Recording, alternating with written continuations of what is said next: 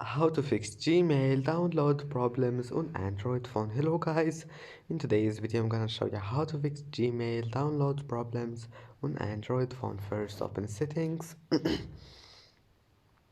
and then scroll down until you find here apps or applications. Click on it and then click apps again, and here just type Gmail and now click on it and then click force stop, and after that go to storage and then click clear cache,